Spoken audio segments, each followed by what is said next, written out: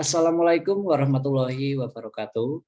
Kami dari kelompok 6 akan mempresentasikan hasil diskusi kami mengenai awkward design, khususnya pada stake 3, yaitu Plan Learning Experience and Instructions. Anggota kelompok kami terdiri dari 5 orang, yaitu yang pertama Aan Nur Agustin, yang kedua Agung Yoga Baskara, yang ketiga Ardian Rosyid Pradana, yang keempat Arif Hutomo, dan yang kelima Windy Shania Ardiantika. Dalam presentasi ini, kami akan mencoba menjawab 2 pertanyaan yang telah diberikan, yaitu yang pertama, jelaskan key point dari tahap 3.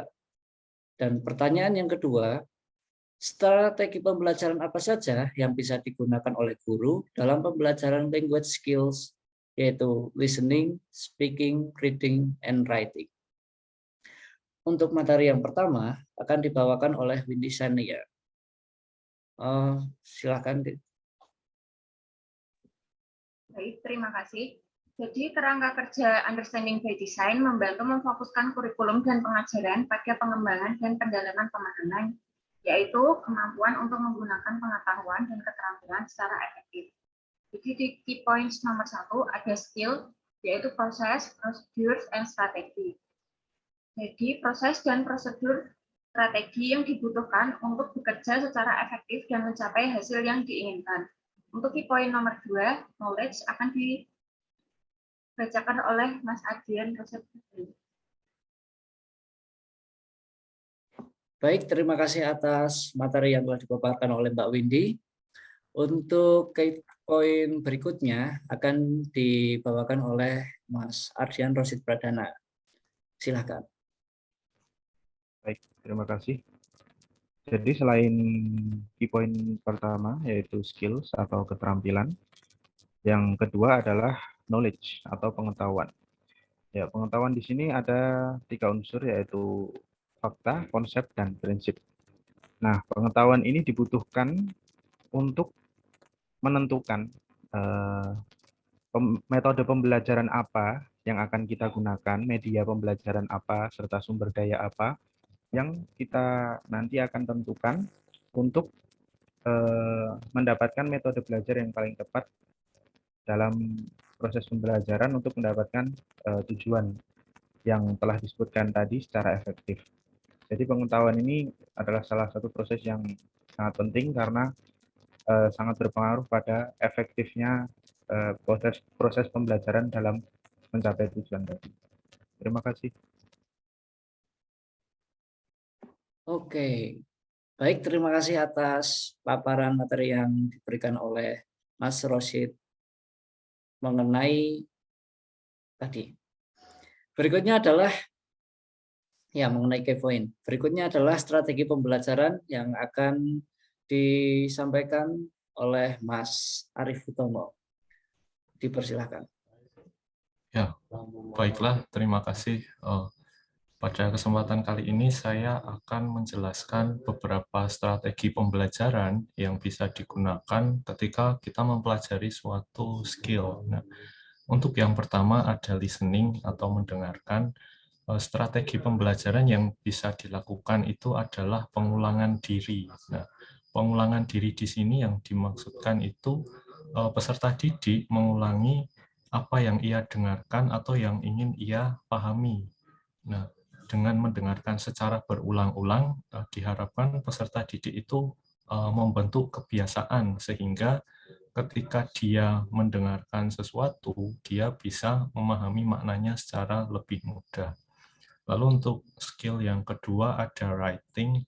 Writing di sini untuk skill menulis itu untuk strateginya di sini ada 3. Yang pertama menulis pesan, yang kedua menulis laporan peristiwa, yang ketiga menulis kreatif.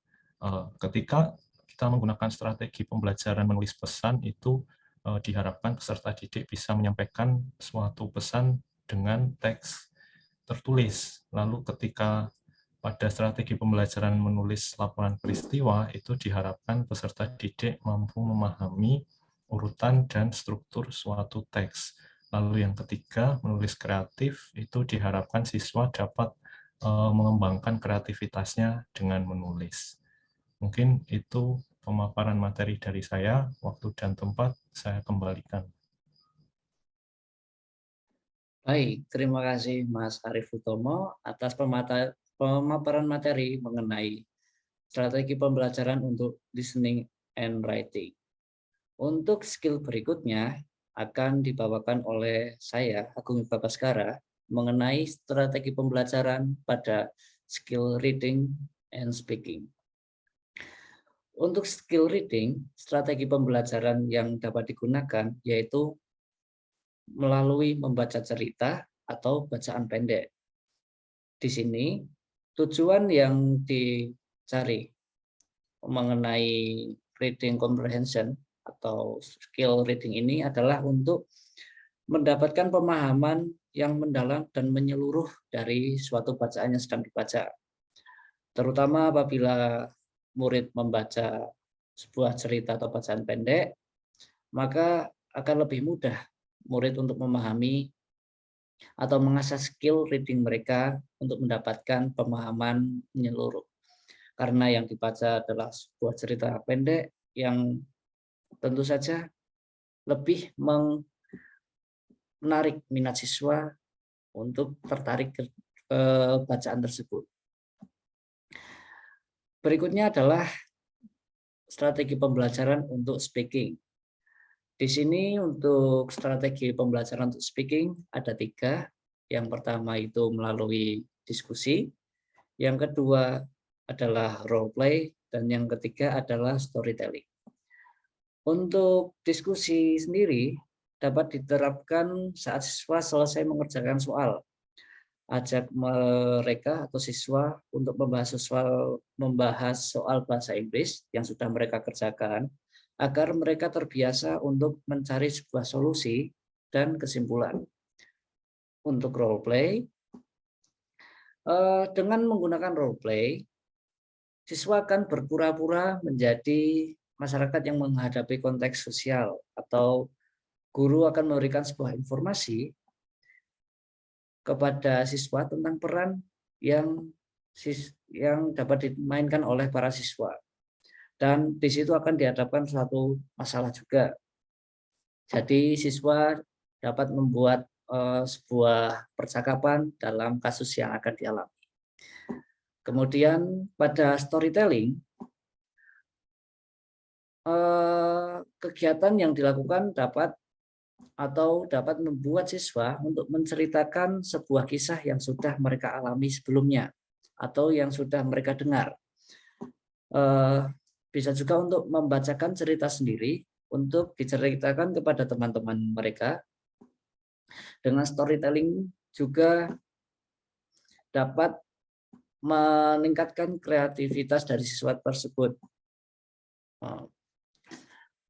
Jadi berikut materi mengenai skill yang dapat ditingkatkan dari listening, writing, reading, and speaking. Untuk materi berikutnya akan dibawakan oleh Mbak Aanur Agustin. Dipersilahkan.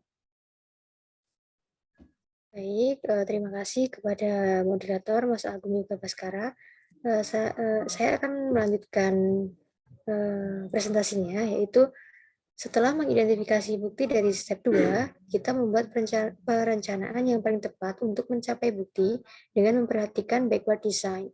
Apa yang bisa memunculkan pengetahuan tentang fakta, konsep, dan prinsip, dan keterampilan tentang proses, prosedur, dan strategi yang dibutuhkan peserta didik untuk mencapai tujuan yang diharapkan secara efektif. Nah, sebelumnya di step 2 kan ada ini, determine assessment evidence. Nah, nanti di step 3 ini kita akan merencanakan dan tentang metode dan strategi yang tepat yang akan digunakan agar peserta didik dan juga guru tentunya bisa mencapai tujuan pembelajaran yang diharapkan. Boleh di next. Nah, menentukan tujuan yang jelas akan membantu kita menentukan perencanaan pembelajaran yang paling tepat untuk mencapai tujuan pembelajaran. Jadi, kalau tujuan pembelajaran yang akan dicapai sudah kita rencanakan, sudah kita tentukan dengan jelas, tentunya nanti juga akan membantu kita untuk memilih metode dan strategi yang tepat agar bisa mencapai tujuan pembelajaran tersebut. Sekian presentasi dari saya, waktu saya kembalikan kepada moderator. Terima kasih Mbak Aan Nur Agustin atas penyampaian materi yang telah diberikan. Sekian presentasi dari kelompok kami. Apabila ada kekurangan, kami mohon maaf. Saya akhiri presentasi untuk topik 2, yaitu backward design step 3. Saya akhiri. Wassalamualaikum warahmatullahi wabarakatuh.